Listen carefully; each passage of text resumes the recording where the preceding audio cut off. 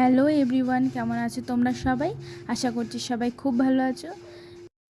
আজকে বাবা এখানের মাটিটা উর্বর করছে, আর এখান থেকে কিছুটা মাটি নিয়ে আমি এই পুদিনা গাছটা লাগাবো। এই পুদিনা গাছটা এনেছে মা বাজার থেকে। এই দুটো জিনিসই আমি লাগাবো এই টব দুটোতে। এখান থেকেই মাটিটা আমি নিয়ে লাগাবো, কারণ এই মাটিতে আছে সার দেওয়া, আর এটা গোবর সারই দেওয়া আছে, কোনো রাসায়নিক সার এখানে দেওয়া নেই।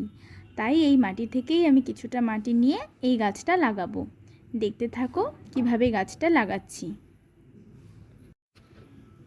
প্রথমে এই টবে এই যে দেখো কিভাবে লাগাচ্ছি, মাটি দিয়ে মাটিটা আমি গুঁড়ো করেই নিচ্ছি হাত দিয়েই। মাটিটা যেহেতু উর্বর আছে, এটাকে আর সেরমভাবে গুঁড়ো করলাম না, হাত দিয়েই যেটুকু হচ্ছে সেরমভাবেই গুঁড়ো করলাম।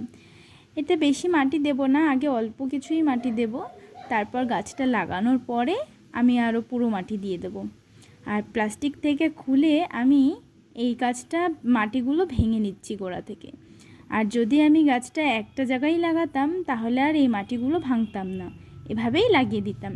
একটা জায়গায় লাগানোর জন্যই গাছটা এভাবে আমি গোড়া থেকে মাটি আলাদা করে নিচ্ছি। এই মাটিটা আবার এখানেই দিয়ে দিয়েছি যাতে এটা আরও ভালো হয় গাছটা। ওই মাটিতেও অনেক সার দেওয়া।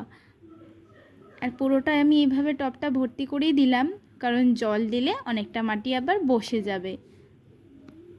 আর একদম নিচটা আমি কিভাবে করলাম সেটা আমি পরের টবটাতে দেখাচ্ছি।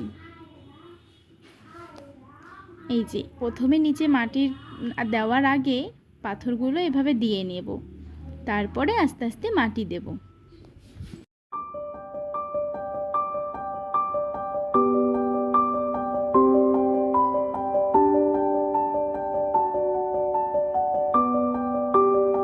ব্যাস, এভাবে আমি দুটো জায়গাতে গাছ লাগিয়ে দিয়েছি। দেখো, এবার আমি এর ওপরে আস্তে করে জল দিয়ে দেবো, আর বাবাকে বললাম এই গাছ ঠিক করে রেখে দিতে।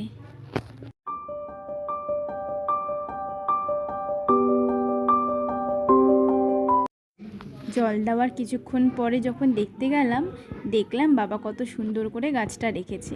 আর এই গাছটা ঝুঁকে পড়েছিল বলে একটা লাঠির সাহায্যে সোজা করে দিয়েছে। ভালো লাগছে দেখতে।